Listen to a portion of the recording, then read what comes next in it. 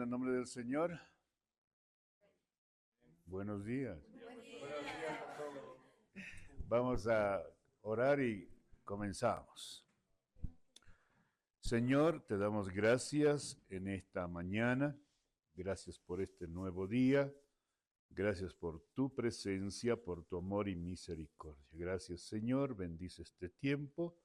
Ayúdanos siempre a seguir aprendiendo, a seguir considerando las verdades de tu palabra, bendito Padre. Gracias, Señor, en este momento. Te entregamos nuestra vida, nuestro corazón, y pedimos que el Espíritu Santo siempre nos hable, nos dé la claridad, el entendimiento. Tú seas hablando de una forma especial en cada vida y en cada corazón, Señor. Así, Padre, comenzamos este tiempo de enseñanza, este tiempo de considerar verdades eternas, verdades, Señor, que necesitamos siempre tener claros para vivir nuestra vida en ti, amado Dios. Te alabamos, te agradecemos, entregamos a ti este tiempo y pedimos siempre la iluminación de tu Espíritu Santo. Oh Dios, en el nombre de Jesucristo, amén y amén. Muy bien, entonces ahora sí vamos a entrar a hablar de los artículos de fe. ¿Ya? Entonces ahí pueden ver en la diapositiva, ¿no? Iglesia del Nazareno, artículos de fe. Ahí tienen la imagen del que Dios ha usado para comenzar la Iglesia del Nazareno, a Bresey, ¿no es cierto? Ahí. Y también tenemos aquí un versículo que está en Mateo 2:23, simplemente para recordar un poco lo que ya se ha dicho, ¿no? Con anterioridad. Así que por favor busquen Mateo 2:23. Entonces vamos a ir hablando en ese sentido, ¿ok?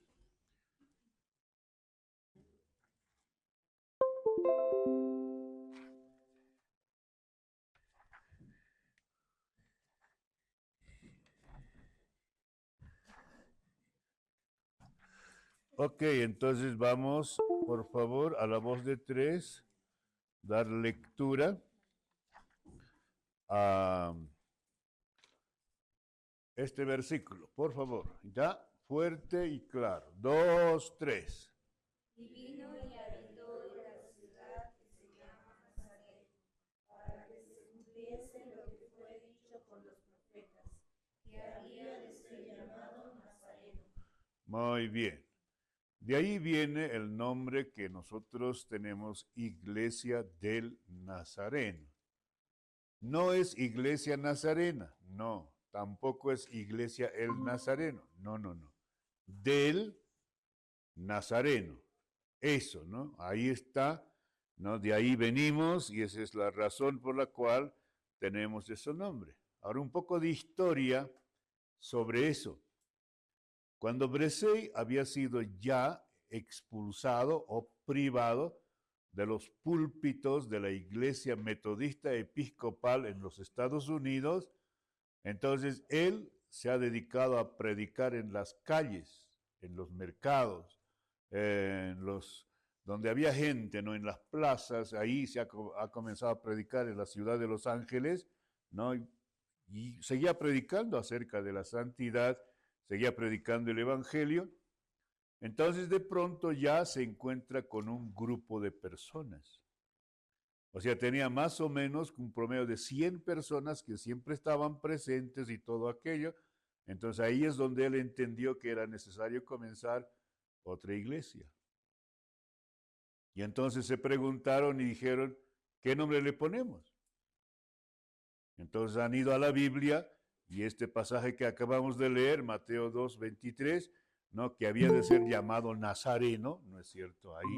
Entonces de ahí es donde viene eso de Iglesia del Nazareno, ¿no? Ahí. Entonces un poco de fundamento para el nombre que nosotros tenemos, ¿no es cierto? El del es tan importante, jóvenes, señoritas. del Nazareno. ¿A quién le decían Nazareno? A Jesucristo. Entonces, ¿qué está implicando decir iglesia del Nazareno? Como decíamos anoche, ¿no? Muchos nombres de las diferentes denominaciones derivan de la palabra iglesia. Por ejemplo, eclesía es la palabra iglesia, pero en el griego. En griego es eclesía. ¿Qué significa? Asamblea. ¿Y de dónde viene asambleas de Dios? Ah, mira, puedes ver, ¿no ve? Asambleas de Dios. También está conectado con la palabra eclesía. Entonces así podemos quedarnos hablando de los nombres, ¿no es cierto? De una u otra manera están conectados con el mismo término griego que es eclesía, y en el hebreo es cajal, ¿no? En el hebreo cajal, que es pueblo de Dios, ¿no? Básicamente. Entonces, jóvenes, venimos ahí, pero ahora vamos a hablar de lo más importante para nosotros, ¿no? Artículos de fe. Ahora escuchen esto. Si tú tienes una teología bíblica distorsionada, entonces así va a ser tu vida. Tu concepto teológico de las diferentes doctrinas tiene que estar precisa y tiene que estar clara, tiene que estar fundamentada en la palabra de Dios, para que tu vida esté bien, para que tú estés, como quien dice, ¿no?, en orden. Así que la teología no es algo que esté separado de la vida, no. La teología es la base para la vida en Cristo. Entonces, eso es lo que vamos a ir considerando acá, ¿no? Yo lo veo los artículos de fe como un comprimido de teología. En el seminario se estudia teología 1, teología 2, teología 3, teología 4. Doctrina de santidad 1, doctrina de santidad 2, ¿no es cierto? Bases bíblicas y wesleyanas de la adoración, es otro curso. Organización y política, bueno, y hay varios cursos, ¿no? Pero ahora aquí en esto de los artículos de fe viene eso comprimido. Por eso no vamos a vamos a prestarle atención muy bien a este asunto. ¿Qué es un artículo de fe de la iglesia? Bueno, ahí hay un documento, ¿no?, que viene de antaño, un pergamino, básicamente, ¿no?, ahí haciendo alusión a los manuscritos, ¿no?, en que están los originales, ¿no?, la palabra del Señor. Ok, ¿qué es un artículo de fe? No es una simple convicción, es una convicción, pero no es solo eso es lo que estamos diciendo. No es solo una convicción, ¿no? No es solo un valor, es un valor, pero no es solo eso, ¿no? El artículo de fe, no es solo eso, ¿no? Y, a ver, no es solo una doctrina cualquiera, tal vez la palabra no es la mejor, pero no. Entonces, ¿qué es un artículo de fe? Esa es la gran pregunta que nosotros nos hacemos, ¿no es cierto? Ahí está. Es un hecho bíblico. Un artículo de fe es un hecho bíblico. No es algo que nosotros o alguien pueda querer decir esto va a ser así, ¿no es cierto? No, no, no. Es una palabra de Dios. Es fundamento seguro en la palabra del Señor. Por eso, si ustedes, por ejemplo, en el material que tienen, para cada artículo de fe, ahí está su afirmación, su aclaración, pero también está un grupo de versículos para cada caso, ¿no es cierto? Entonces, sería muy bueno que lo revisaran ustedes, que lo estudiaran y se van a dar cuenta que estamos hablando de algo que está en la palabra del Señor. Entonces, de ahí la importancia, queridos jóvenes, ¿no?, hablar de los artículos de fe. ¿Qué son entonces los artículos de fe? Ya dijimos, y vamos a un poquito más reiterarlo, ¿no? Ahí, eso, ¿no? Son las doctrinas que componen la declaración doctrinal, artículos de fe de una iglesia. Son hechos basados en la Biblia. Eso es artículo de fe. No es, hermanos, algo que de una forma antojadiza a alguien se le ha ocurrido poner que eso sea. No, no, no. Está fundamentado, es lo más bíblico que tenemos nosotros, ¿no? Acerca de los artículos de fe. Tal vez es muy bueno llevar adelante, o mejor, elevar el televisor, ¿no? Se están estirando. Bueno, pero vamos. Hay ese autor, ¿no? Ahí tienen el año, el número de página, dónde está. Bueno, entonces ahí. Una de las cosas que me he sorprendido yo en este congreso que se ha llevado de DNI en Cochabamba es que han desarrollado bastante material de varios aspectos de lo que es para nosotros escuela dominical, ¿no? Realmente es muy, muy desafiante en ese sentido. ¿Sí? ¿Será?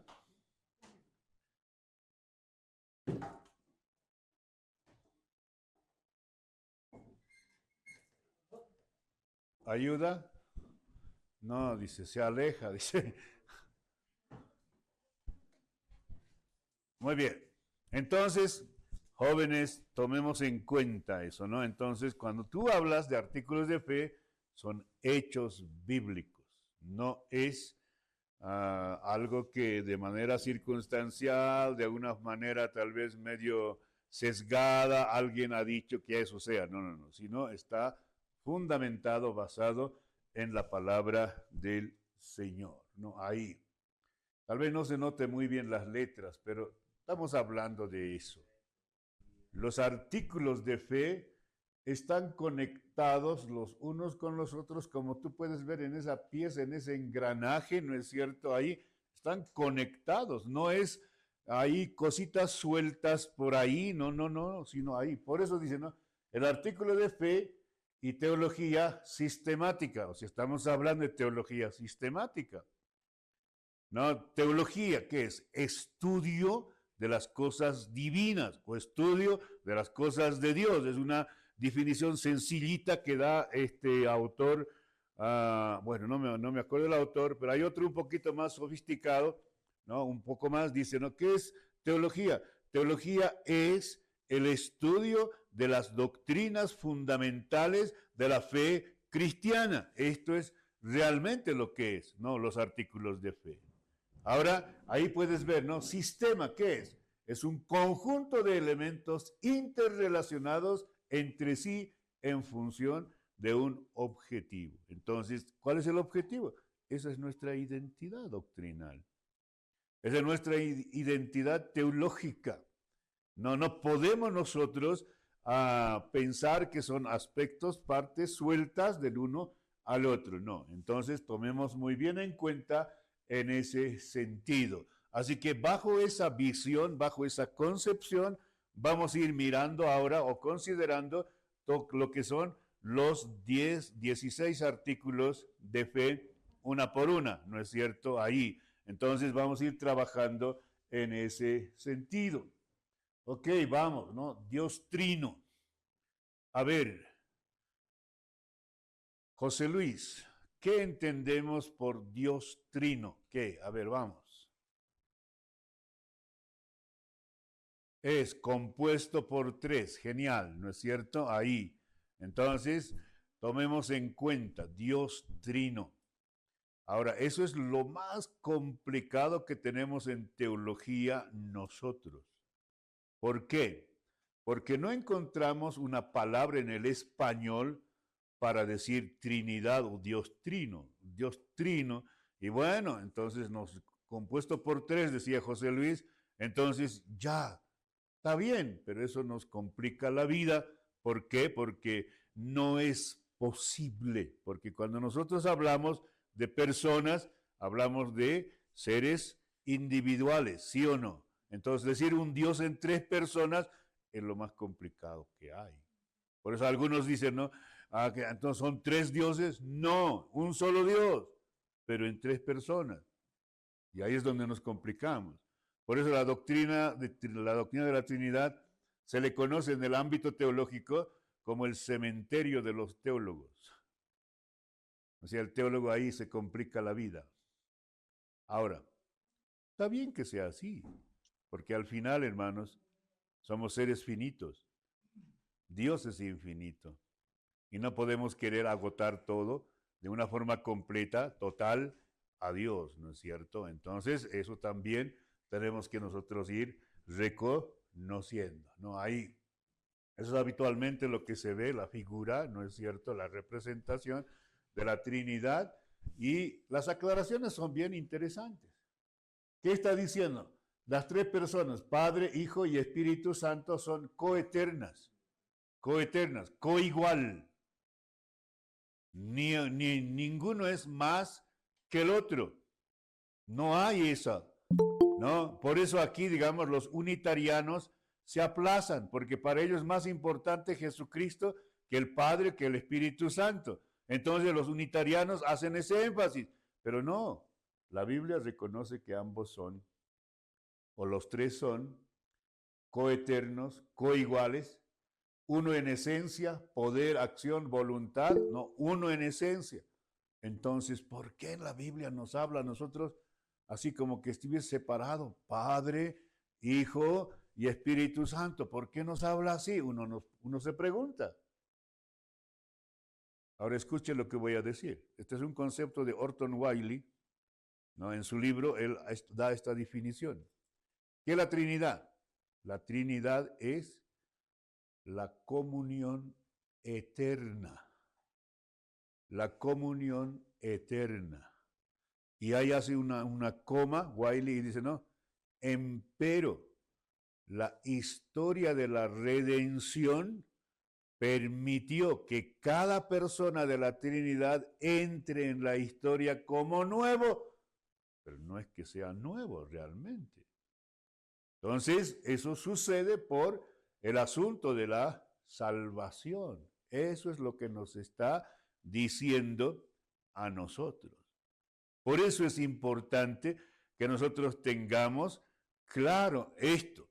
Ahora la Biblia a nosotros nos habla de muchas formas y nos presenta la Trinidad, ¿no? Por ejemplo, a ver, vayan a Génesis 1.1.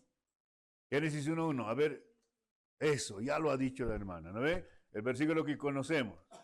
Y es lo primero que dicen cuando estamos en concurso de repetición de textos, ¿no ve? ¿Sí o no? En el principio creó Dios los cielos y la tierra.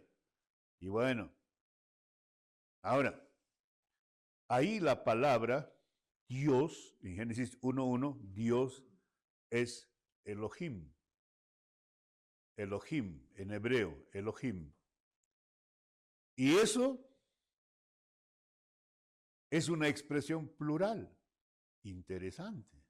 Ahora nosotros a la mera lectura no vemos eso, ¿sí o no? No vemos eso, pero es una expresión plural, Elohim.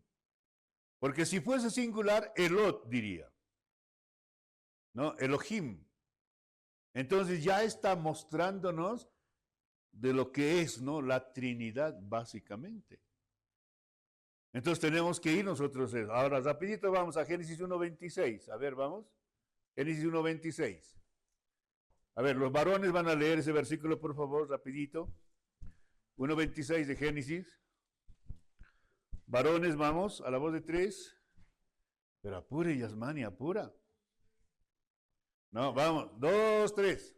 Entonces dijo Dios, hagamos al hombre a nuestra imagen, conforme a nuestra semejanza, y señoree en los peces del mar, en las aves de los cielos, en las bestias, en toda la tierra, y en todo animal que se arrastra sobre la tierra.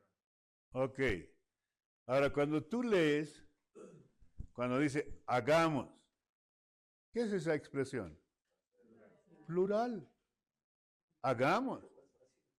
Nuestra, por ejemplo, nuestra. Entonces, no está hablando de uno solo, ¿no es cierto? Si fuese singular, sería hago. A mí sería, ¿no ve? No, entonces, a nuestra. Ahí tenemos la comunión de la Trinidad. La comunión. Entonces, una conclusión acá. En la creación ha estado Cristo, el Padre, Cristo y el Espíritu Santo. No es que ellos estaban ausentes. Por eso es coeterno, o sea, son eternos. Ahora, una cosa es que Cristo haya venido tomando forma humana aquí, eso es una cosa totalmente distinta, ¿no es cierto? Y eso fue justamente la expresión, la manifestación de la voluntad de Dios en función a nuestra redención. Y eso es lo que sí o sí tenemos que tomar muy bien en cuenta nosotros. Y así podemos seguir revisando. A ver, para no quedarnos solo con el Génesis, vamos a Isaías 6:8.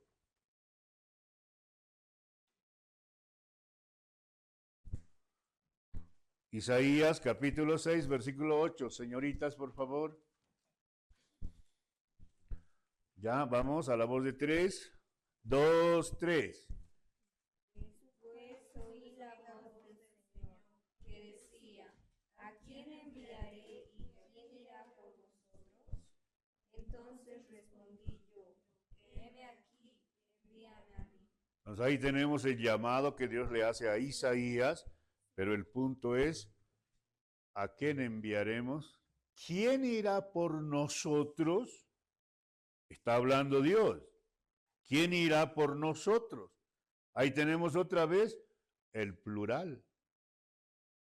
No, ahí está. Entonces, de esa manera uno puede ir viendo y estudiando la palabra, no, para ver que la doctrina de la Trinidad está enseñado en la Biblia, no es resultado de especulaciones de ningún estudioso, de ninguna persona, es una enseñanza completamente bíblica. Así que tomemos muy bien en cuenta eso nosotros. Y debemos estar claros en ese sentido. A ver, quiero que vayan a capítulo 14 del Evangelio de Juan. Vamos al Evangelio de Juan, capítulo 14.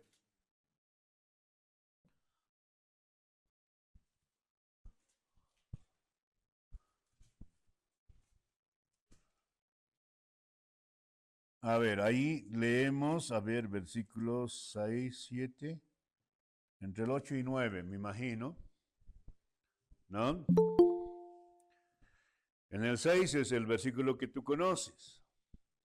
Pero una vez que ha escuchado eso, Tomás le pregunta, me imagino que debe estar en el versículo 7, Tomás le pregunta y dice, Maestro, muéstranos el camino y nos basta.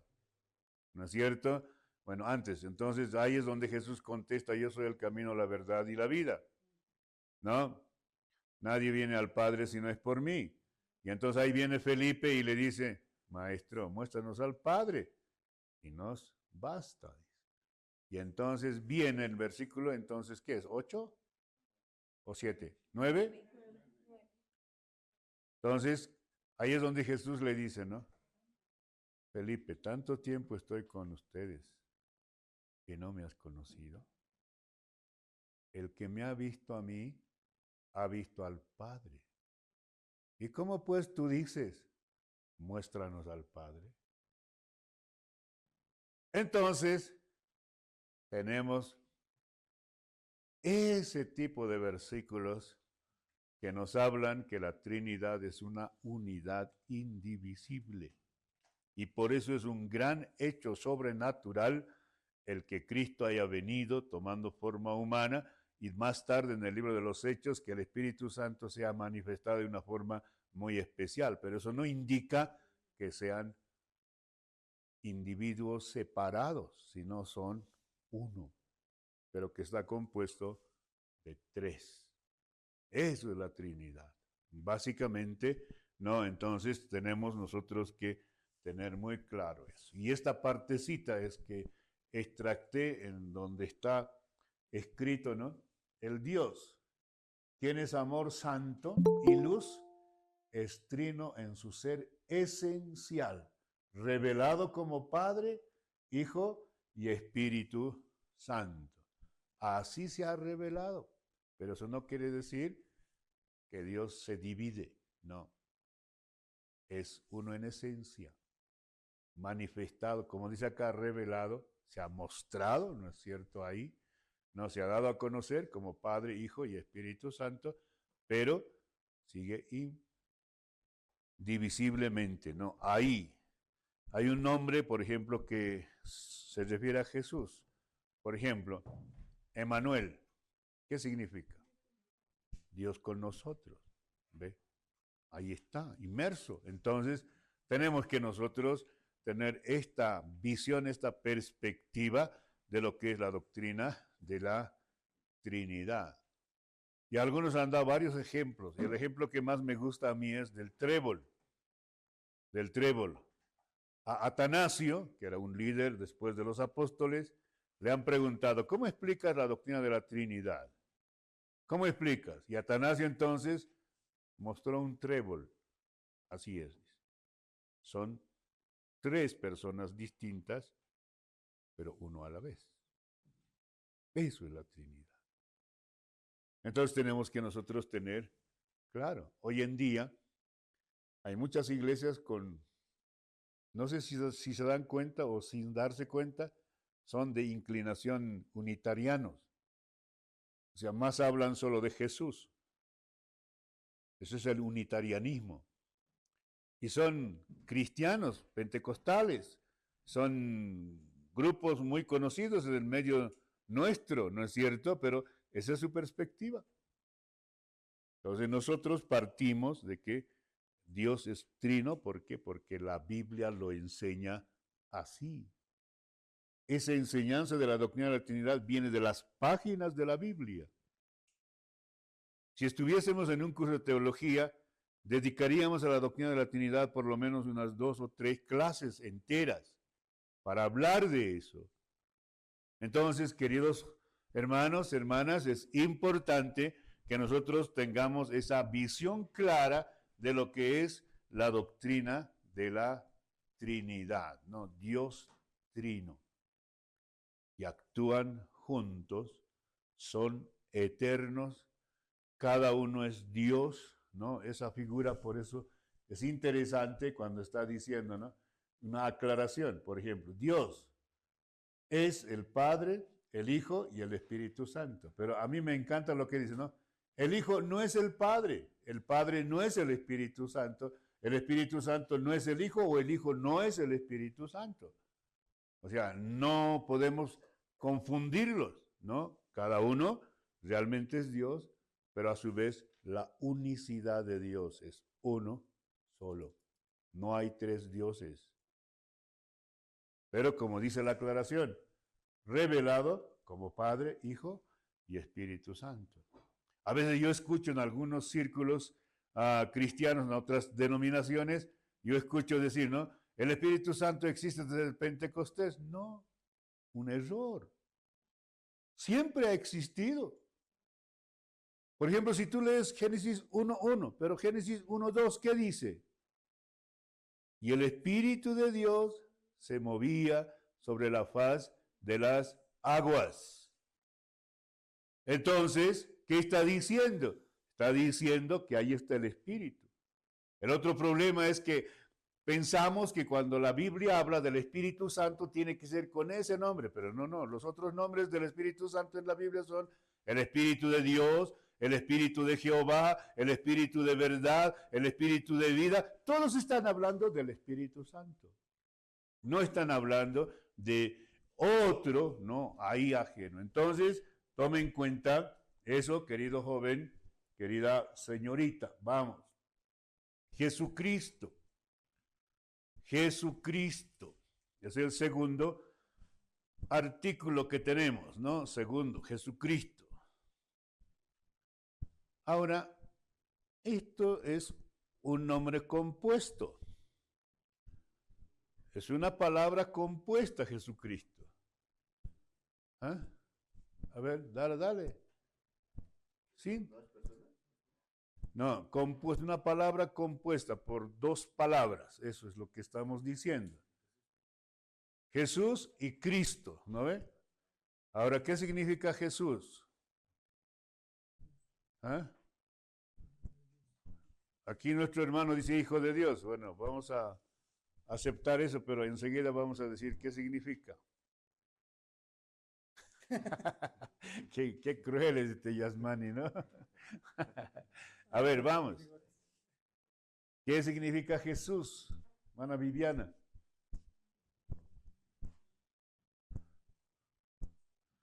Y aquí a Lucía, ¿qué significa Cristo?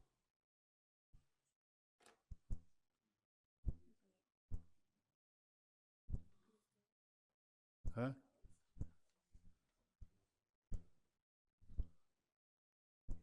Ya pues, Delia.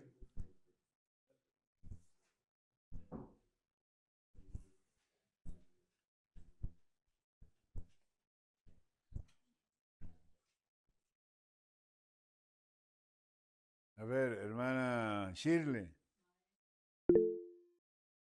Jesús.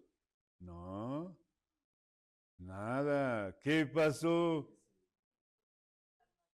¿Ah? Eso, Salvador. Jesús significa Salvador. ¿No? Salvador. Eso, Salvador es Jesús. Por eso ahí cuando el ángel, ¿qué le dice a María, a José? Le dice, ¿no ve? Vas a tener un hijo, vas a dar a luz un hijo, pondrá su nombre Jesús porque Él salvará, dice, ¿no ve? Entonces ahí está, ¿no? Ahí está, básicamente. Ahora, ¿Cristo qué significa? ¿Cristo qué significa? Israel. No, por favor. No, ¿qué significa Cristo? ¿Ah?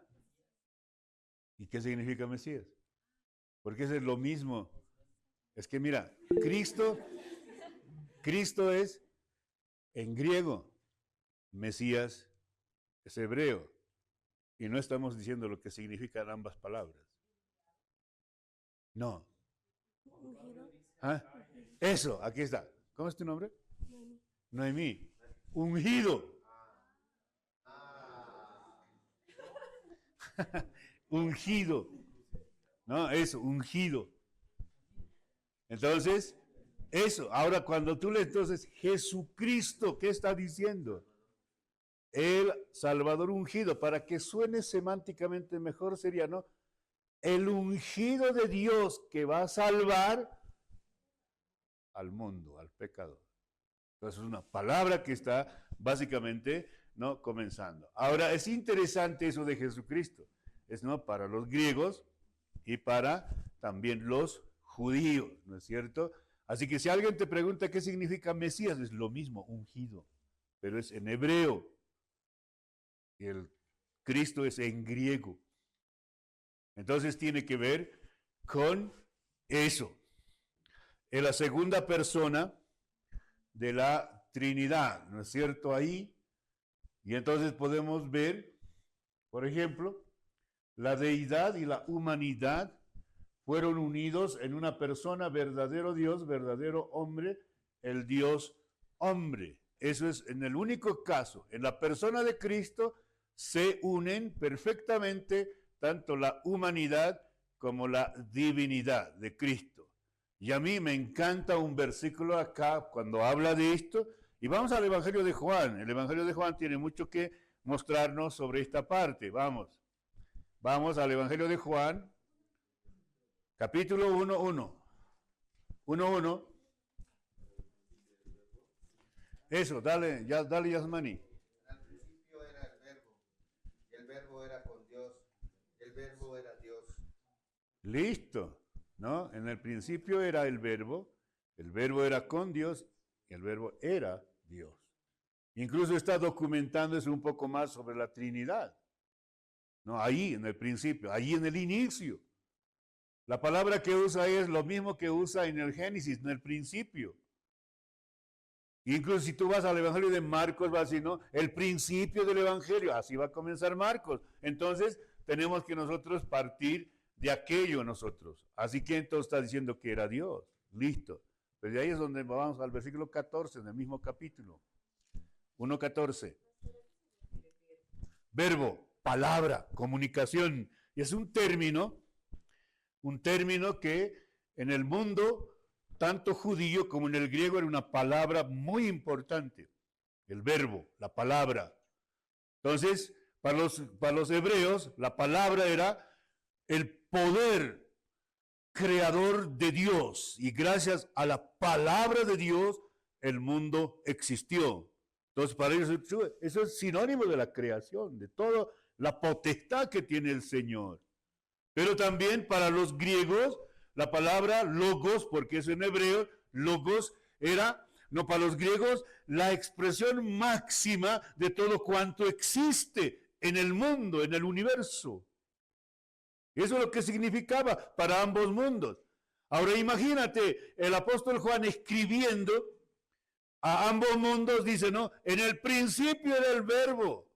¿De quién está hablando? De Cristo. Cristo es el todo para los judíos, Cristo es el todo para los griegos. En el principio del verbo, la palabra, la comunicación de Dios, estaba con Dios y era Dios. Eso es lo que está diciendo. Una manera de presentar a Cristo para ambos mundos. Lo que ustedes tienen y buscan, Jesucristo es. Eso es lo que está diciendo el Evangelio de Juan. Entonces, vamos ahora al versículo 14. El versículo 14 va a decir lo siguiente. A ver, mejor lean, por favor. A la voz de 3, por favor, fuerte, pues van a leer. ¿Ya? ¿Listo? O mejor en coro. Cada uno en la voz que canta en el coro. Bueno, vamos. 2, 3.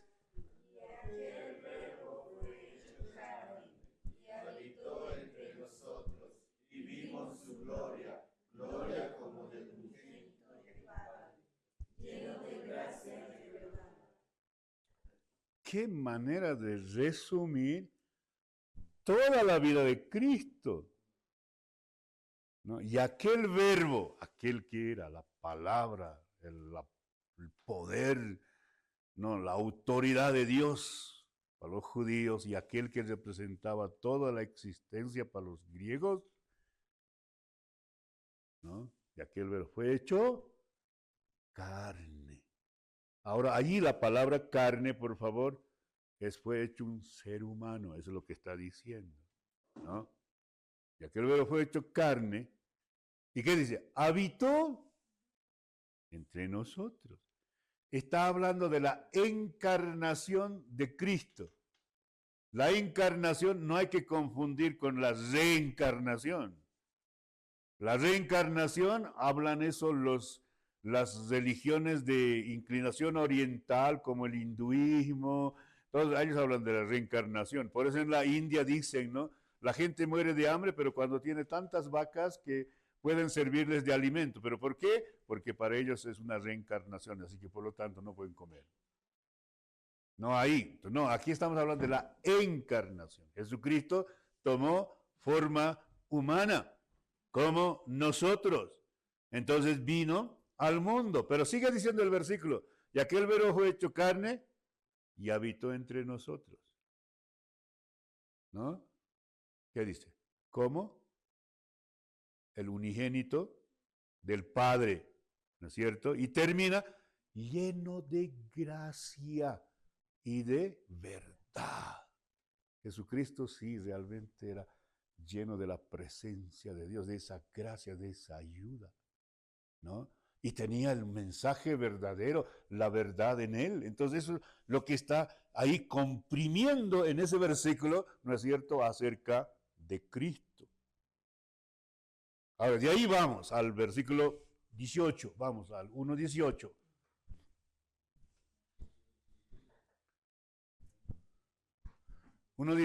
A ver, otra vez, por favor, leyendo. 2, 3. A Dios nadie le dio jamás el unigénito Hijo que está en el seno del Padre, Él le ha dado a conocer. Listo. Al final, el que lee el Antiguo Testamento tiene una imagen de Dios, sí. Por ejemplo, de un Dios guerrero, de un Dios justiciero, de un Dios que mata, ¿no? Y bueno, algunos se preguntan, ¿y acaso eso puede ser bien? ¿Acaso así es Dios? ¿No es cierto? Eso es lo que tenían. Pero ¿qué está diciendo este versículo? A Dios nadie le vio jamás. El unigénito Hijo que está en el seno del Padre, Él le ha dado a conocer. Entonces, aparte de que Cristo vino para morir por nuestra redención, Jesucristo nos ha mostrado una verdad, un concepto más claro del Padre. Y alguna vez alguien me ha preguntado, a mí me mencionó, pastor, ¿y cómo es Dios? A ver, siempre nos hace esa pregunta, ¿sí o no? ¿Cómo es Dios? Yo les digo, así, seguro, como Cristo. Porque me está diciendo que Él nos ha dado un concepto de cómo es en verdad Dios. Él le ha dado a conocer. ¿No? Jesucristo al venir, al estar aquí, nos ha dejado una idea, un concepto claro de cómo es Dios. Eso es lo que está diciendo ese versículo. Él ha traído a la luz un concepto, una imagen de Dios más claro para nosotros. Entonces, hermanos, eso es lo que tenemos nosotros acerca de Cristo. Cristo fue un ser humano. Y cuando yo leo Hebreos, ¿sabes qué dice Hebreos? Cristo como ser humano fue tentado en todo según nuestra semejanza, pero sin pecado. Por eso es nuestro mejor modelo, queridos hermanos. Una vez un joven me preguntó y dice, ¿no? Pastor, ¿Jesucristo fue tentado con el sexo opuesto? Claro, le digo, por el que dicen todo, pero sin pecado. La tentación es una invitación al mal. Ceder es pecar. Yo puedo ser tentado, pero si yo cedo, ahí hay pecado. Pero si lucho y no caigo, estoy bien. Por eso a mí me encanta el himno en Gracia y Devoción, cuando dice, ¿no? Tentado no cedas. Ah, mira, el concepto está muy bien. Ceder es pecar. Mejor y más noble, luchar y triunfar. Valor, pues, cristiano, domina tu mal. Cristo puede salvarte de asalto mortal. Así que mira, qué concepto más preciso acerca de qué es nuestra responsabilidad frente a la tentación. Tentado, no cedas. Una ilustración que a mí me encanta en un libro de santidad, ¿sabe qué dice? Tú no puedes evitar que las aves en el firmamento vuelen a la altura de tu cabeza. No puedes evitar, claro, no podemos porque están volando ahí. Tal vez ni siquiera nos damos cuenta, ¿sí o no? Ahí están volando. Pero dice el autor, pero sí puedes evitar que esas aves hagan nido en tu cabeza. Puedes evitar. Así que, ¿qué está diciendo en función a la tentación? La tentación va a venir. Va a estar ahí. Tú eres responsable de permitirlo o no permitirlo. Tú eres responsable. Aunque te esté impresionando lo que sea, ¿no es cierto? Entonces uno tiene que tomar muy bien en cuenta eso, queridos hermanos. Así que Jesucristo es 100% divino, 100% humano. No está simplemente como alguna simulación de lo humano, hermanos. Así es como querían entender los gnósticos del tiempo de Cristo, los filósofos, ¿no? La filosofía gnóstica. Decían, no. Ellos partían de una premisa que era, para ellos la materia era mala y el espíritu era bueno. Entonces ellos no podían entrar en lógica. ¿Por qué? Porque decían, ¿cómo puede estar junto esta materia que es mala con este espíritu que es bueno? ¿Cómo puede estar unido? No creo. Y ahí es donde Platón ha creado en su teoría, ¿no? de la tricotomía el alma, para que sea un nexo que pueda unir el cuerpo con el espíritu. Entonces ese aporte de la tricotomía del ser humano es un aporte filosófico y no bíblico, por si acaso. Entonces tenemos toda esa gama de información ahí. Entonces los filósofos, ¿qué decían? Partiendo de que si la materia es mala, entonces nuestro cuerpo sería malo. Y solo el espíritu, la vida sería bueno. Entonces, ¿qué han dicho? Entonces Jesucristo no era un ser humano como tal. Su humanidad era mera apariencia, así. Y por esa misma razón, vamos a ver a 1 Juan, vayan, capítulo 3, capítulo 4, no sé, no estoy seguro. ¿Dónde está mi Biblia? Pero ahí en el capítulo 3, me imagino. ¿No? Ahí, sí, exacto. Capítulo 2 inclusive, pero el más evidente está en el 4. ¿Ya? Capítulo 4 de 1 Juan. Ahí voy a leer del versículo 1 en adelante. Dice ahí, ¿no? Amados, dice, no creáis a todo espíritu, sino probad los espíritus, si son de Dios, porque muchos falsos profetas han salido por el mundo. Cuidado, está diciendo, ¿no? Está poniendo, como decimos nosotros, el cascabel en el gato, ¿no? En la cola del gato, el cascabel. Cuidado. Ahora dice, versículo 2, en esto conoced el Espíritu de Dios. Todo espíritu que confiesa que Jesucristo ha venido en carne es de Dios. Entonces, 1 Juan está contestando a estos filósofos que decían que Jesucristo no tenía un cuerpo real, sino era una mera apariencia. Y entonces, no. Aquí dice, todo espíritu que confiesa que Jesucristo ha venido en carne es de Dios. ¿Por qué? Es real que Jesucristo ha tomado forma humana, no es mera apariencia. Eso es lo que está diciendo y por eso Juan está en contra de los pensamientos filosóficos de ese tiempo. Y vamos a leer el 3 más y dice, ¿no? Y todo espíritu que no confiesa que Jesucristo ha venido en carne, no es de Dios. Este es el espíritu del anticristo, el cual vosotros habéis oído que viene y ahora ya está en el mundo. Listo. Entonces ahí tenemos una aclaración precisa nosotros sobre ese asunto, queridos hermanos. No, ahí. Entonces, eso. Entonces creemos que Jesucristo es Dios, vino en forma humana, no porque nosotros hayamos querido que así sea, sino fue una decisión de la voluntad de Dios. Y ahora quiero que vean a Filipenses, por favor. Filipenses, capítulo 2. Filipenses, capítulo 2.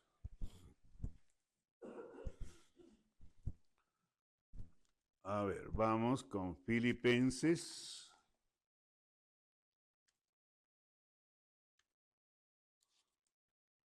Capítulo 2 de Filipenses.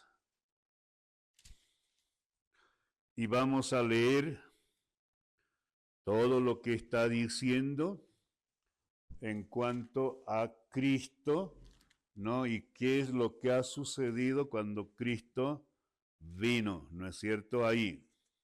Entonces leemos.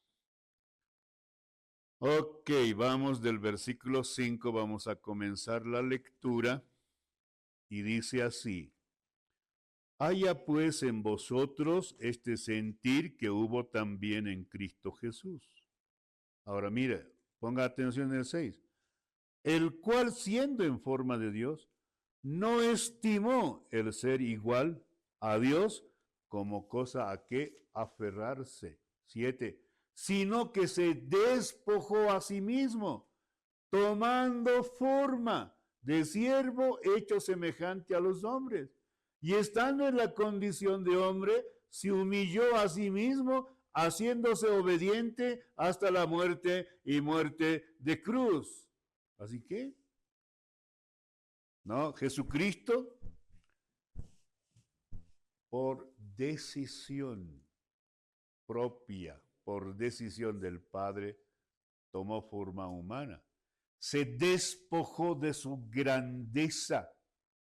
¿No? Ahí está la palabra cuando dice despojo, habla de la kenosis, La kenosis es el vaciamiento, ¿no es cierto? Voluntario. Entonces eso es lo que ha pasado con Cristo. Y eso es lo que nosotros tenemos que tener claro, hermanos, acerca de Jesucristo, el Señor, ¿no? Él tomó forma humana. Vino y así es como vivió, ¿no? Pero al mismo tiempo sigue siendo Dios. Tampoco ha renunciado a su divinidad. Por eso no tenían que contarle a Jesucristo nada, él conocía lo que pensaban las personas. No, Jesús sabía lo que estaban pensando ahí en lo más íntimo de sus pensamientos las personas. Y por eso les encaraba, ¿no es cierto? Entonces tenemos que reconocer estos dos aspectos de la persona de Jesucristo el Señor. Vamos, el Espíritu Santo. Y del Espíritu Santo, ¿no? Ahora, lo más destacado que tenemos nosotros del Espíritu Santo está otra vez, obviamente en toda la Biblia, pero en el Evangelio de Juan. Nos vamos al capítulo 14. Bueno, mucho más antes, pero vamos al capítulo 14 ahí, y ahí tenemos algunas verdades que nos dicen y que tenemos que tener claro nosotros. Ahora, una de las verdades que siempre hay que recordar cuando hablamos del Espíritu Santo es que saben, queridos jóvenes señoritas, todo es gracias a la obra del Espíritu Santo en nuestra vida. No hay nada, hermanos, que esté fuera de nuestra vida sin que esté la intervención del Espíritu Santo. No, ahí está todo, gracias al Espíritu Santo, al obrar del Espíritu Santo. Y cuando nosotros hablamos de la gracia de Dios, estamos hablando del obrar del Espíritu Santo. La gracia de Dios no es algo aparte, fuera del Espíritu Santo. No lo es, hermanos. Entonces, uno tiene que tener claridad en esas conexiones. Ya dijimos que no es algo que está suelto o separado de nada en ese sentido, ¿no? Ahí. Ahora quiero que vayan al versículo 16, ¿no? 14, 16, y vamos a revisar algunos versículos muy sobresalientes en esta parte del Evangelio de Juan. Entonces dice ahí, versículo 16, Jesús está hablando, y eso es lo que registra el apóstol Juan, y dice, yo rogaré al Padre, os dará otro consolador, para que esté con vosotros para siempre. 17, y el Espíritu de verdad, el cual el mundo no puede recibir, porque no le ve ni le conoce, pero vosotros le conocéis, porque mora con vosotros y estará con vosotros. O sea, no está hablando aquí en términos del futuro, está hablando en términos de presente, que ya estaba el Espíritu Santo, ¿no es cierto? Por un lado, pero Él va a mandar. Ahora, cuando alguien dice, no, pero ahí dice va a mandar, Él va a mandar el Consolador. Bueno, está bien que alguien pueda pensar así, pero no está diciendo que el Espíritu Santo va a comenzar a existir a partir de aquello, ¿no? Él siempre existió y existirá, es eterno. Es eterno. Entonces, esto es en función a los discípulos. ¿Cómo crees que uno se pone cuando tú tenías, por decirte nomás, ¿no? Tu mejor consejero, tenías tu mejor, a ver, ¿qué sería? Hay una palabra que usamos, tu mejor mentor, ¿no? Tu mejor mentor tenías y un día te dice, me voy. Me voy. Peor todavía, ¿no? ¿A dónde me voy? No puedes venir. ¿Qué pasa? Y eso es lo que Jesús les ha dicho a los discípulos, ¿no? Yo me voy. Y ahí es donde entonces, ¿quién? ¿Y ahora quién nos va a enseñar? ¿Quién nos va a aconsejar? ¿Quién nos va a defender? Ah, ya, no se preocupen. Voy a mandar otro consolador. Y estaba refiriéndose al Espíritu Santo. Pero no es que a partir de aquello va a existir, siempre existió. Es más en función de nosotros. Para que nosotros comprendamos, ya, entonces otro consolador, ok, está bien, ¿no es cierto? Entonces, hermanos, en ese sentido. Ahora ustedes saben que se dice, ¿no? Del Espíritu Santo que es la tercera persona de la Trinidad. Pero ahora yo quiero llamar su atención a lo que está diciendo el versículo 17. ¿Con qué artículo está comenzando el versículo 17? ¿Ah? No, pero ¿cuál es el artículo ahí? No, el artículo. Eso, él. ¿Y qué es eso? ¿Primera, segunda, tercera? Tercera persona. Yo, tú, él. El Espíritu de verdad. Y las veces que la Biblia se refiera al Espíritu Santo, siempre van a encontrar ese artículo antes. Por eso es la tercera persona de la Trinidad. No es un invento que nosotros nos hemos sacado de ningún lado en esas cosas, queridos hermanos. Ahí está en la palabra. Y es por eso que tenemos que nosotros escudriñar, pensar. Ahora, en el mismo capítulo 14, a ver, más adelante, versículo 26, dice, más el Consolador, él, otra vez, el Espíritu Santo, ¿no? A quien el Padre enviará en mi nombre, Él os enseñará todas las cosas y os recordará todo lo que yo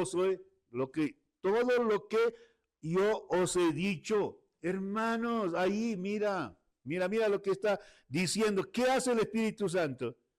Él os enseñará todas las cosas. Os recordará todo lo que yo os he dicho. Por eso es importante que tú pongas la palabra en tu mente y en tu corazón. Aunque no lo recuerdes todo, en el momento oportuno, el Espíritu Santo va a traer a tu memoria para que tú puedas usar esa palabra. Ese es el ministerio del Espíritu Santo. No, así que entonces no está, digamos, totalmente fuera, ¿no?, de nuestra vida, sino es Él. Él nos va a enseñar, dice. Ahí vamos un poco más en el capítulo 15 de Juan, versículo 26. Ahí otra vez está refiriéndose Cristo y dice, pero cuando venga otra vez el Consolador, a quien yo os enviaré del Padre, el Espíritu de verdad, el cual procede del Padre, Él dará testimonio acerca de mí. Otro elemento a tomar en cuenta. ¿De quién va a hablar el Espíritu Santo? De Jesucristo. Eso es lo que está diciendo ahí. Así que entonces a veces nosotros tenemos la imagen, ¿no?, de que el Espíritu Santo va a traer todo nuevo, todo diferente. No, por favor. Primero dice que va a recordarnos lo que Cristo ha enseñado a los discípulos. Les va a recordar eso. Ahora está diciendo de que va a dar testimonio de Cristo.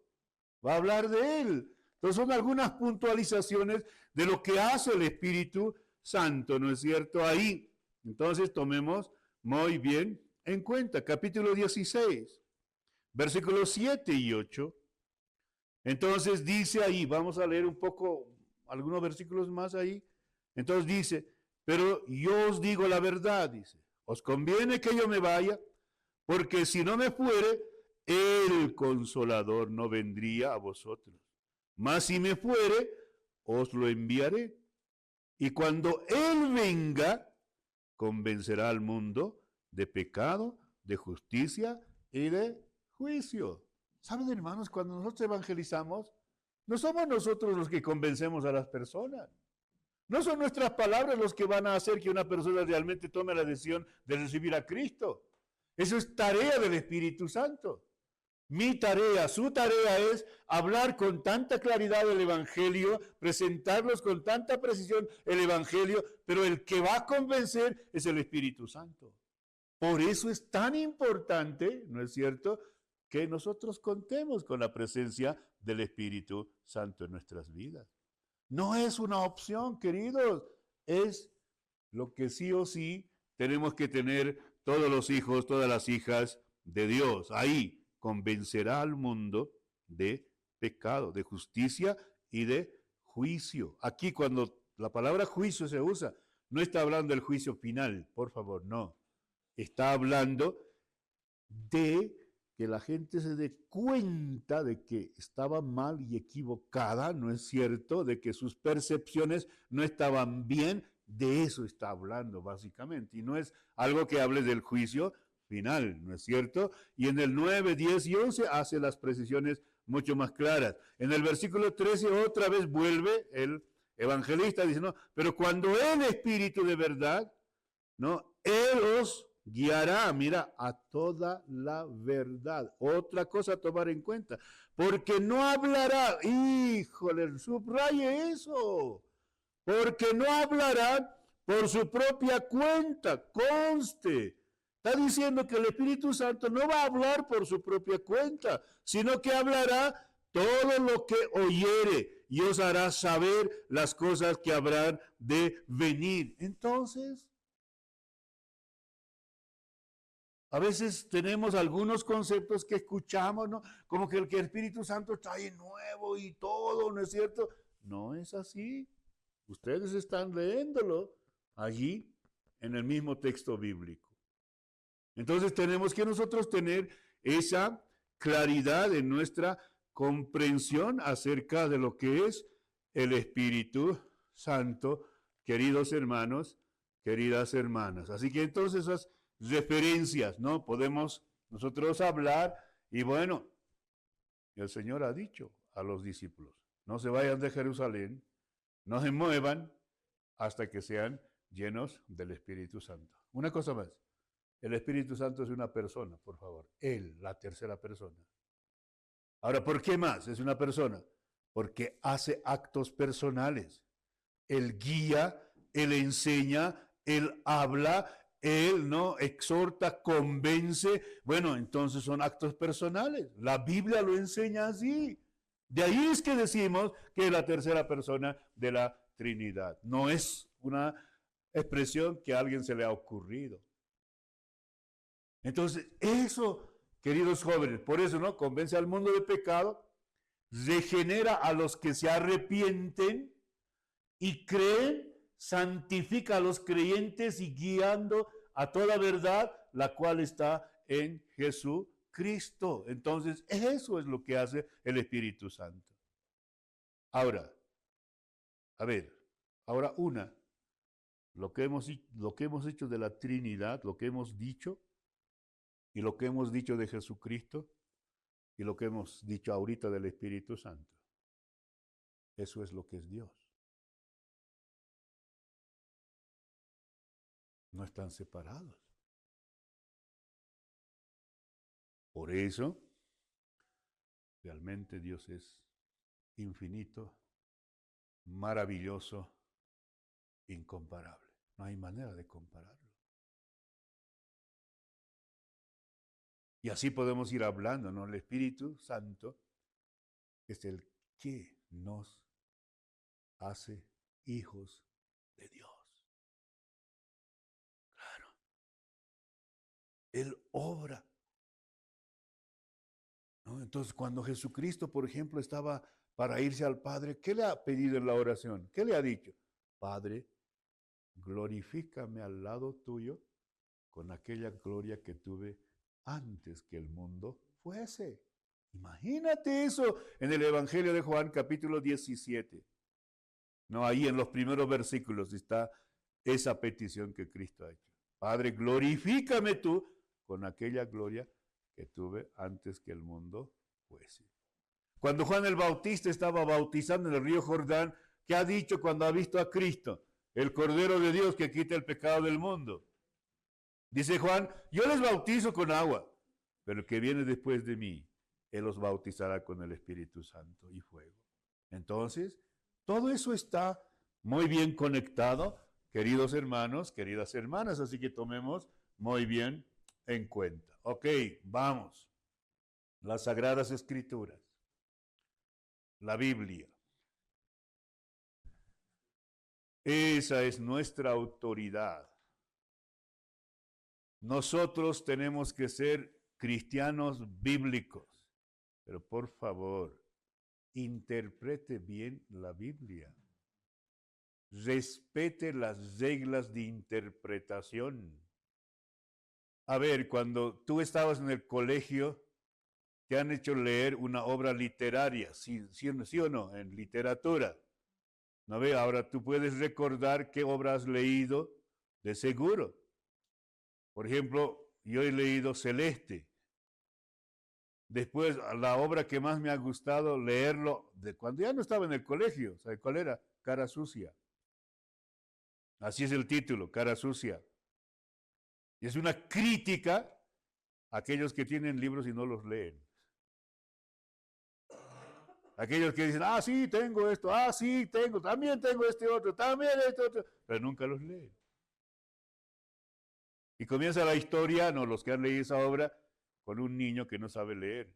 ¿Y cómo aprende a leer? Encontrando pedazos de periódico en los basureros. No, entonces ahí.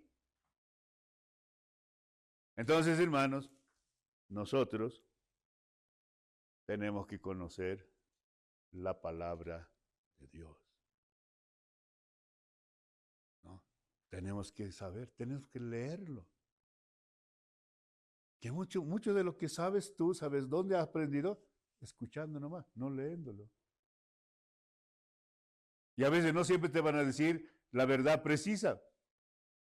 A mí cuántas veces me dicen, ¿y acaso dice la Biblia eso? Claro que dice eso. Y hay que leerlo. Una vez en una clase como esta, el maestro preguntó, a ver, ¿quién ha leído la Biblia de Génesis a Apocalipsis? Y un muchacho dice, no, yo he leído. ¿Cuántas veces? Varias veces he leído.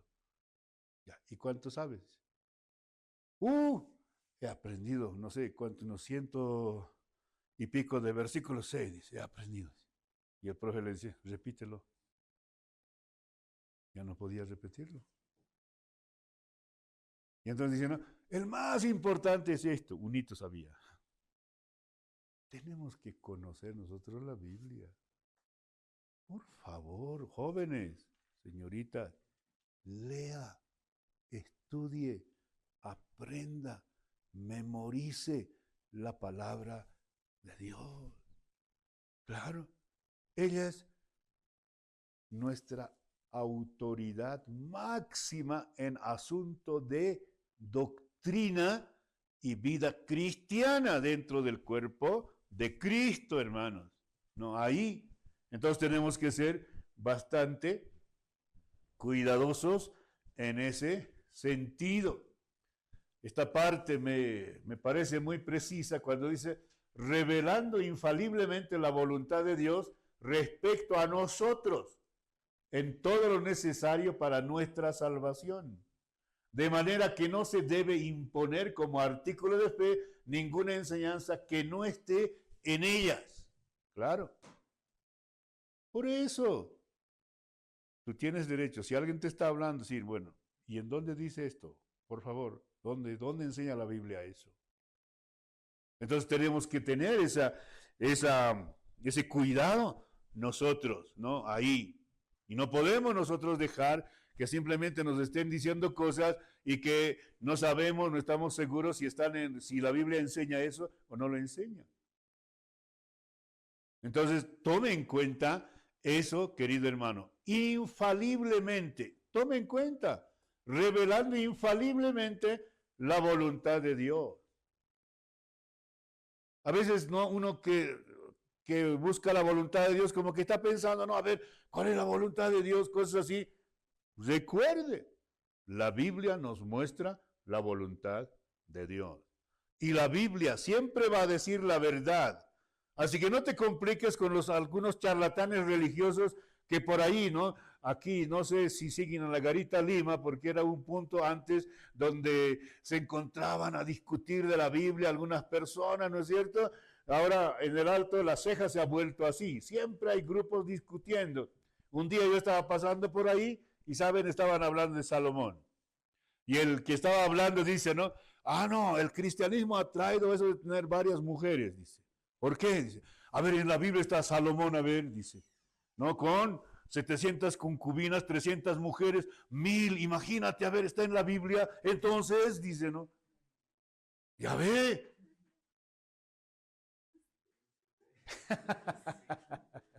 ¿No? Entonces, hermanos, Ese tipo de datos están en la Biblia, ¿cierto? Pero ¿eso qué? ¿Le desacredita a la Biblia? No. Entonces, ¿qué hago, dices tú, con eso? Simplemente la Biblia te está diciendo la verdad. Así pasó. Y ahí está registrado. La Biblia no tiene nada que esconder. Por eso, hermanos, recién nomás escuché, y en una asamblea general también escuché, pero recién nomás escuché acá en Winchester escuché, ¿no? Dice, un esposo le dijo a su esposa, pero la Biblia dice, ya está bien. El que diga la Biblia no está diciendo que lo hagas. Porque la Biblia dice muchas cosas, pero no te está diciendo que tú tienes que hacerlo. No, a veces la gente piensa que porque está en la Biblia, entonces tengo que hacer eso. No, tome en cuenta. La Biblia también dice que no hay Dios. Dice, pues, hermanos, si yo leo mal la Biblia. ¿No? Ahí. Pues había un muchacho, se cuenta la historia de que había un joven que andaba diciendo a todos, no, la Biblia dice que no hay Dios, la Biblia dice que no hay Dios, y comenzaba a hablar así, ¿no es cierto? Hasta que un día alguien le dijo, a ver, dime, ¿dónde dice la Biblia eso? Entonces han ido al Salmos 14 y han leído el versículo 1. ¿Y qué dice ahí? Dice el necio en su corazón, no hay Dios. Otra cosa, leerlo todo, ¿no es cierto? Y que solo sacar la frase que me conviene a mí. Una vez un chico estaba, no sé, ahí escuché una charla sobre noviazgo, algo así debe ser, ¿no es cierto? Y él decía, ¿no? Que le han dicho a él que no hay enamoramiento. Y entonces él ha buscado en la Biblia, ¿no? A ver, y encontró la palabra enamoramiento. Y él decía, ¿no? En la Biblia hay enamoramiento. La Biblia que habla de... Híjole, no, es un escándalo. Pero él no ha leído el todo. ¿Qué dice? Israel me ha abandonado y se ha ido tras sus enamorados. Está hablando de infidelidad. Entonces, por eso uno tiene que conectar con el resto, ¿no es cierto? Ahí. Y tenemos que leer el todo de la Biblia, ¿no es cierto? Ahí.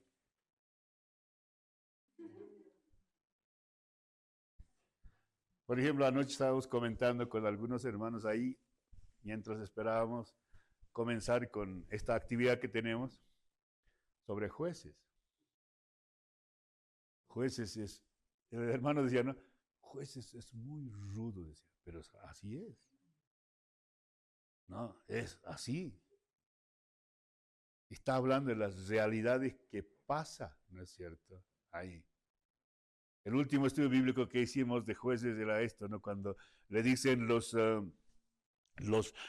israelitas, después de que Gedeón les ha libertado de los madianitas, ¿qué le dicen, no? A Gedeón, ¿sabes? Queremos que seas nuestro rey, queremos que seas nuestro Señor. Hoy te proponemos, oiga, tú, tus hijos, tus nietos, todos ya, aquí vamos a comenzar una monarquía. ¿Qué dice Gedeón? No. Dios va a ser su Señor. Él va a ser su rey de ustedes. Ahora, cuando haces algo bien, ya te están proponiendo, ¿sí o no? En la iglesia. No hay otros hermanos, tú tienes que ser hijo. Tan nuestro es, hermanos, eso, una situación que vivimos. Entonces, hay muchos hermanos que siempre están aprendiendo de la palabra del Señor. Así que, por eso la Biblia es nuestra autoridad. Es la autoridad. Así, aunque suene esto así muy fuerte, pero no, es la autoridad infalible, la autoridad final en cuanto a la fe y la vida cristiana, la Biblia. Ahora, si tú no estás de acuerdo, bueno, resuélvelo el problema. ¿Por qué no estás de acuerdo? ¿Por qué no estás de acuerdo? Porque a veces nosotros los cristianos, el cristiano promedio, le gusta citar la Biblia cuando le conviene. Cuando le conviene, cuando le favorece, entonces le gusta citar la Biblia. Y cuando no le conviene, no quiere hablar de ella, no quiere referirse a ella. Eso no es justo, no es honesto eso. Tenemos que nosotros tomar toda la palabra de Dios realmente para que sea nuestra guía. Escuche esto, la Biblia es el manual de la vida cristiana, el manual. Ella te va a decir lo que no debes hacer y lo que debes hacer. En la Biblia, escuche, ningún personaje es digno de ser imitado al 100%, porque los seres humanos en la Biblia están con sus defectos y sus virtudes. Así que si tú dices, no, pero David, como David, bueno, está bien, pero David también tuvo metidas de pata, terribles. Así que no puedes. Las únicas personas dignos de ser imitados en la Biblia son Dios y Jesucristo. Eso sí. Después, todos los demás están con sus defectos y virtudes. Así que un personaje no es perfecto porque esté en la Biblia, por favor. Pero sí aprendemos mucho de esos errores. No hay muchas cosas culturales que también tenemos que tomar en cuenta nosotros en la Biblia. Entonces, hermanos, hay cosas que Dios ha permitido que se hagan, ¿no? Entonces ahí tienes que tener claro la voluntad permisiva de Dios y la voluntad directiva de Dios, que eso es diferente. Entonces ahí es donde tenemos la palabra del Señor nosotros. Ahora, otra cosita aquí. Dice, mira, revelando infaliblemente, o sea, sin errores, la voluntad de Dios respecto a nosotros en todo lo necesario para nuestra salvación. La Biblia no es autoridad científica, no fue escrito con eso, es para la salvación del pecador. Aunque la Biblia ha hecho muchos aportes a la ciencia. Antes que Cristóbal Colón diga que la tierra era redonda, la Biblia ya lo ha dicho en Isaías. Decía, ¿no? Tú estás sentado en el círculo de la tierra. Ahí está. Antes de que Newton hable de la ley de la gravedad, la tierra, ¿qué decía en Job? Cuelgas la tierra en la nada. Tremendo. Ahí está.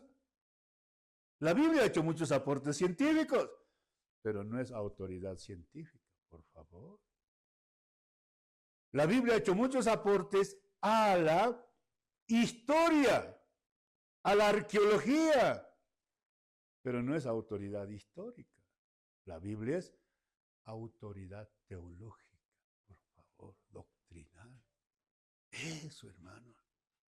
Diciendo nomás, la semana anterior, un hermano me llama y dice, pastor, mi hija está en un colegio cristiano. Qué bien, hermano, ¿no? Felicidades. ¿No? Entonces, ya. ¿Y cuál es el punto? Le digo. ¿Cuál es el punto? No, es que mi hija tiene que defender. Ahora hacen su defensa de sus monografías, ¿no ven los colegios? ¿No? Entonces, tiene que hacer una defensa de monografía. Y mi hija ha escogido hacer su monografía sobre la botánica, me dice. Ahora le están exigiendo una base bíblica de la botánica. ¿La Biblia habla de la botánica? Así me preguntan. Y yo le digo, claro que habla. Vaya nomás al capítulo 1 del Génesis. ¿No? Génesis. Que Dios creó toda hierba, todo árbol, según su género, según su especie, que dé fruto, semilla. ¡Uy, qué detalle! Ahí está, hermano. ¿Cómo no va a hablar de la botánica? Entonces, hermanos, la Biblia tiene muchos aportes, pero por favor, autoridad teológica. Eso, ahí. En cuanto a nuestra salvación. ¿Qué tenemos que hacer y qué no tenemos que hacer? Eso es lo que nos está hablando a nosotros la palabra de Dios. Y el final. Ahora, de manera entonces que no se debe imponer como artículo de fe ninguna enseñanza que no esté en ella. Por favor. Yo cuántas veces he tenido este desacuerdo con algunos cristianos. Ahí están hablando. Entonces digo, ay, hermano, a ver, muéstreme en la Biblia. ¿Dónde dice eso lo que estás diciendo? Y entonces dice, no, pero decía, otro día he encontrado al otro lado. Ojea su Biblia, nunca encuentra. No, tenemos que tener una base bíblica clara y sólida. Ahora, por favor, vaya a 2 Timoteo. 2 Timoteo, capítulo 3. Vamos a leer desde el versículo 15, 16 y 17. 2 Timoteo. No te vayas, hermana. Por favor. ¿No? Ok, vamos. Leemos, por favor, los 3 versículos a la voz de 3. Por favor. José Luis, ¿estás listo? Jamir, ¿estás listo? ¿Ah? ¿De cuál? Mira, todavía lo dices. Capítulo 3 de 2 Timoteo. 15 al 17, sí, exactamente. Entonces leemos 2, 3. No, todos, pues, todos, aquí unos cuantísimos ya, pues vamos. Vamos, 2, 3. Que desde la niñez has sabido las sagradas escrituras, las cuales te pueden hacer sabio para la salvación por la fe que es en Cristo Jesús. Toda la escritura es inspirada por Dios y útil para enseñar, para redarguir, para corregir, para instruir en justicia, a fin de que el hombre de Dios sea perfecto, enteramente preparado para toda buena obra. Ok, listo. En el versículo 15 está diciendo que desde la niñez has sabido las escrituras que te pueden hacer sabio para la salvación. Ahí no está diciendo el propósito de las escrituras. Es importante, necesario. Pero cuando llega el versículo 16 dice, no, toda escritura. Ahora, escuche esto. Cuando 2 Timoteo se escribe, no había el Nuevo Testamento. Entonces, cuando dice toda escritura, ¿a qué se está refiriendo?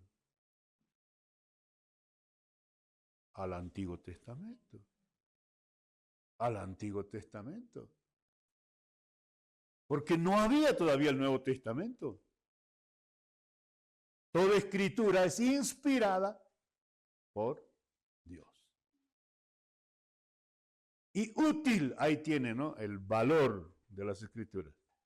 ¿Útil para qué? A ver, ¿qué está enumerando ahí? Vamos, ¿cuál es lo primero que dice? Y útil para enseñar. Después, redarguir. ¿Qué es redarguir? ¿Qué es redarguir o redarguir?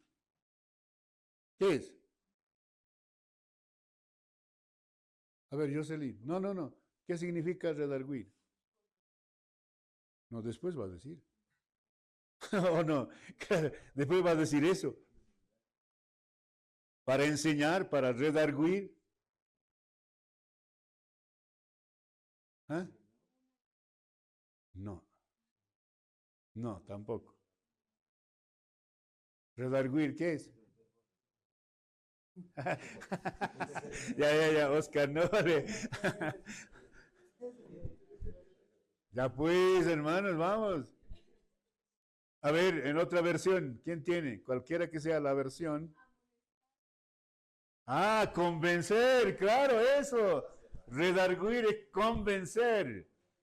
No, ahí. Entonces dice, útil para enseñar, para redarguir, para corregir, para instruir en justicia. ¿Cuál es el fin? Versículo 17, a fin de que el hombre de Dios sea entero, completamente preparado para toda buena obra. Listo.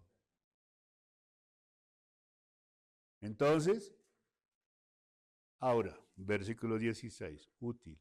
Hoy, hermanos, ahora nosotros necesitamos ser enseñados, ser corregidos, ser convencidos. Ahora, hermanos, eso no va a ocurrir cuando Cristo venga. Cuando Cristo venga es demasiado tarde, hermanos. Hoy me tiene que corregir la palabra de Dios. Hoy me tiene que convencer. Hoy tengo que ser instruido con la palabra del Señor. Y una vez que pase eso, yo estaré, ¿no?, preparado para toda buena obra. Entonces la palabra me tiene que ayudar ahora, jóvenes señoritas. Ahora, inspirado. La Biblia fue dada por inspiración. A nosotros nos han dicho, no, inhalen, exhalen, ¿no es cierto? Eso básicamente es la inspiración, ¿no? O sea, Dios ha supervisado el registro de su palabra a través de la dirección del Espíritu Santo. Esa es la inspiración. No es como en nuestro español. Nosotros mismos, está inspirado, si alguien tiene buenas ideas, ¿no es cierto? Está lúcido. No está inspirado. No es lo mismo.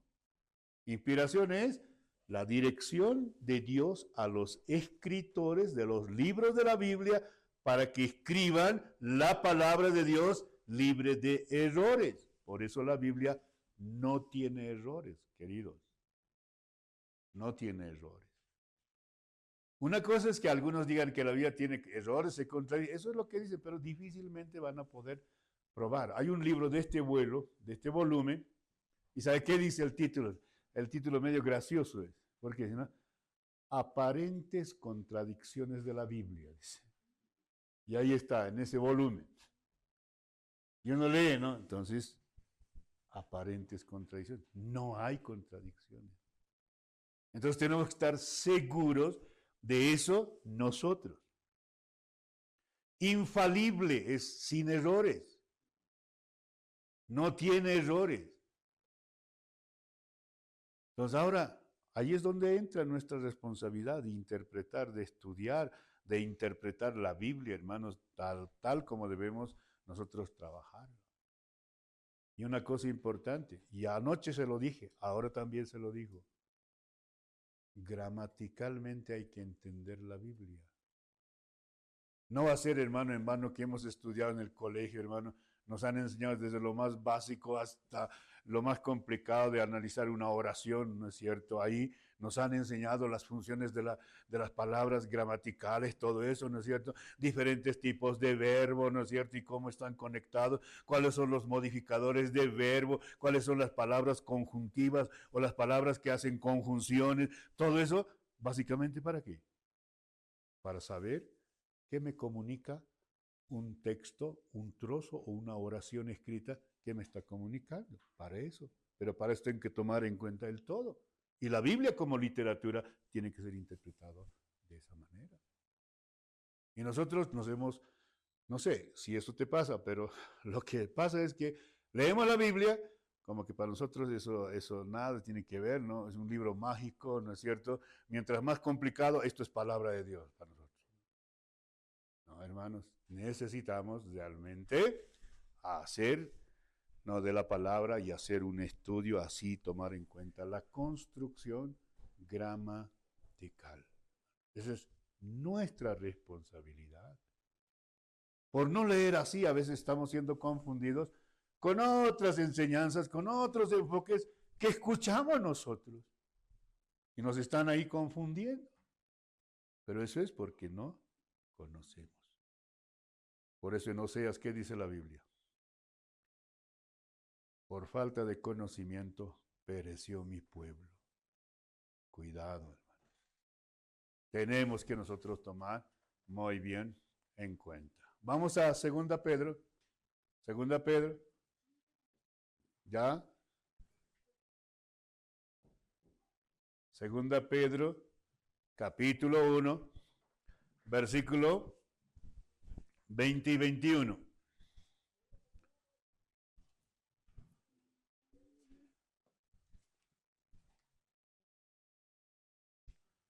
Vamos, ¿ya lo tienen? 2 Pedro 1, 20, 21. Vamos, 2, 3.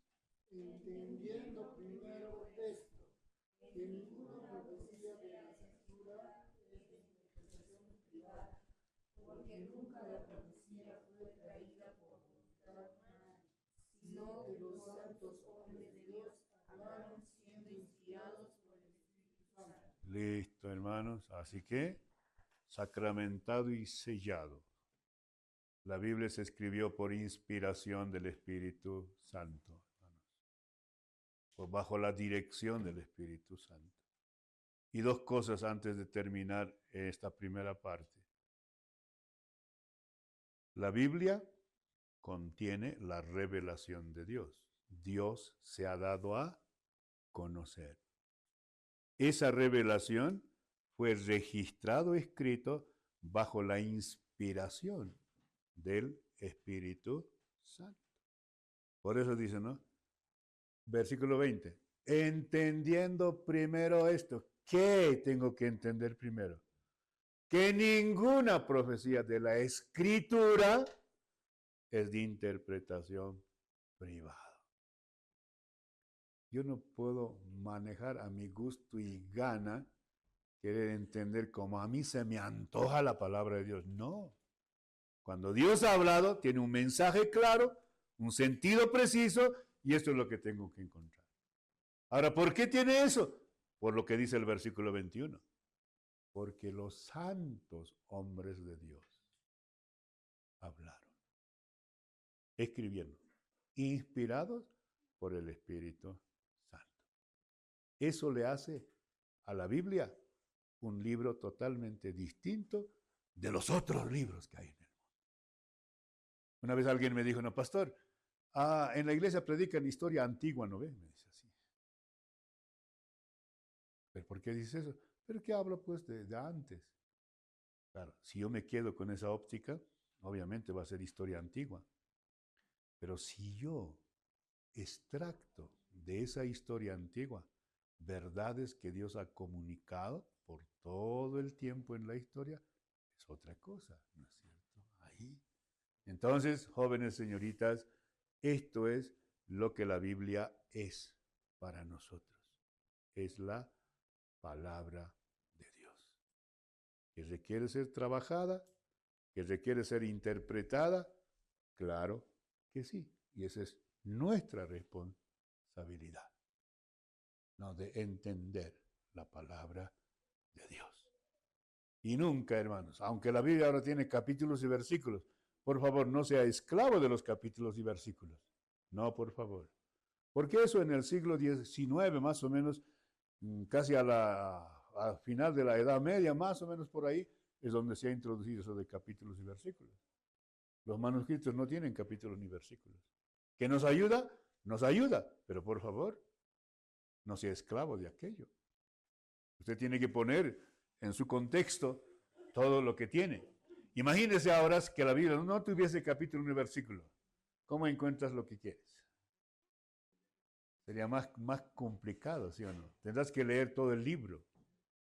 Ahora nos ayuda a nosotros, pero por favor no seamos esclavos de aquello. No, ahí tenemos que leer.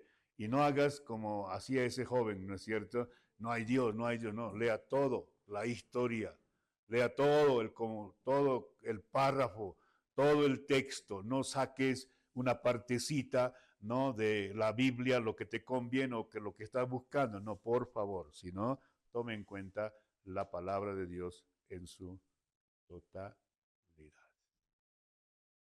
Ahora quiero cerrar esta parte porque me están diciendo que ya es hora y estoy preocupado que no hemos llegado ni al artículo 5, estamos en el 4 Imagínate estudiar entonces los artículos de fe.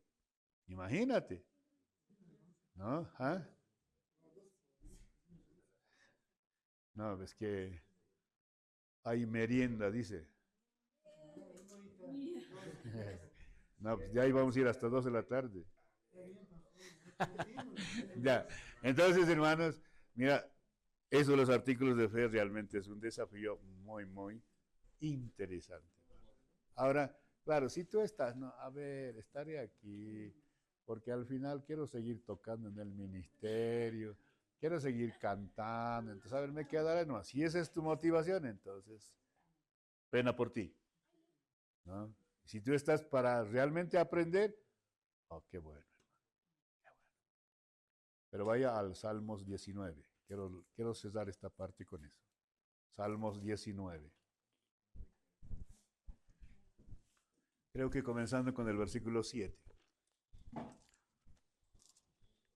Por no decir el Salmo 119, a leer todo, imagínense eso.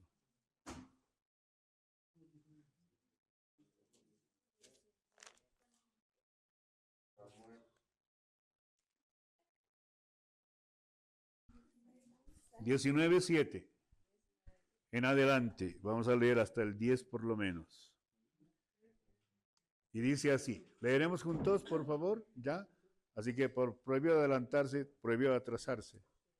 Vamos, 2, 3. La ley de Jehová es perfecta, que convierte el alma. El testimonio de Jehová es fiel, que hace sabio al sencillo. Los mandamientos de Jehová son rectos, que alegran el corazón. El precepto de Jehová es puro, que alumbra los ojos. El temor de Jehová es limpio, que permanece para siempre. Los juicios de Jehová son verdad, todos justos. Deseables son más que el oro y más que mucho oro afinado, y dulce más que miel y que la que destila del panal. 11. Tu siervo es estado con ellos. En guardarlos hay grande galardón. ¿Quién podrá entender sus propios errores? Líbrame de los que me son ocultos. Preserva también a tu siervo de las soberbias, que no se enseñoreen de mí. Entonces seré íntegro y estaré limpio de gran rebelión. Sean gratos los dichos de mi boca y la meditación de mi corazón delante de ti, oh Jehová, roca mía y redentor mío. Eso es el beneficio de la palabra de Dios. Ese es el beneficio, hermanos. Esas cosas te ofrece y te promete la palabra de Dios si tú lo tomas en serio. Que Dios bendiga. Ahí hacemos un alto. Bendiciones. Y después volvemos.